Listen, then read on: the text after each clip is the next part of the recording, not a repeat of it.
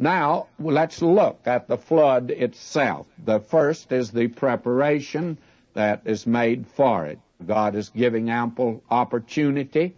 And here in verse 14, God says to Noah, "Make thee an ark of gopher wood."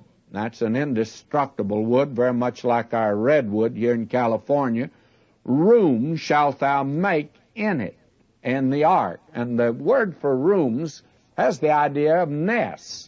Now, the elephant would need a room, but may I say to you that the mole wouldn't need quite that much room. They could just give him a little dirt in the corner, and that's all that he would need. And we're told, "And he shall pitch it within and without with pitch." That is, it was to be made waterproof.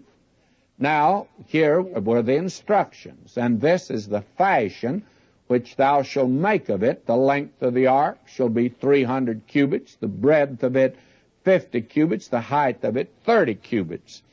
The impression that most people have of the ark is the impression they were given by the little Sunday school card. It looked like a houseboat, and it was, to me, a very ridiculous sort of a travesty. It was a caricature of the ark, instead of picturing it like it actually was. To begin with, may I say to you that the instructions for the building of the ark reveal that it was quite a sizable sort of an ark. "Thou shalt make the ark and finish it, and it shall be 300 cubits. Now, if a cubit is 18 inches, that ought to give you some conception of how long this ark was. Now, the question arises, how could they make it substantial in that day?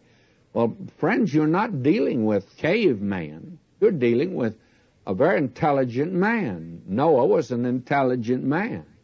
You see, the intelligence that the race has today came right through that man, and he happened to be a very intelligent man. Now, he's not making an ocean-going boat to withstand 50-foot waves.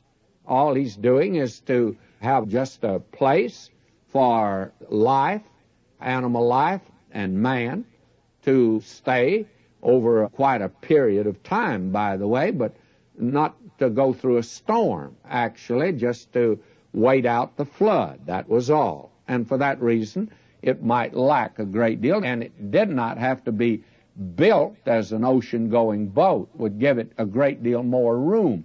So 300 cubits, and if a cubit is 18 inches, that's 450 feet long. That's a pretty long boat, by the way. But the relative measurement is the thing that interests me, and you put this down by, for instance, the New Mexico, one of our battleships some time ago, but it was built 624 feet long, 106 1/4 feet wide, and the 29 1/2, the mean draft.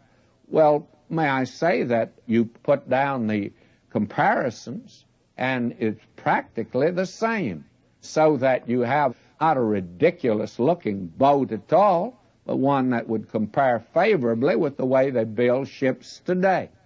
We're told here, "A window shalt thou make in the ark." Now, the window wasn't a little slit made in the side of the ark. Have you ever stopped to think about the stench that might be in there with all those animals in there over that period of time? Well, "A window shalt thou make in the ark," and the window went all the way around. "And in a cubit shalt thou finish it above."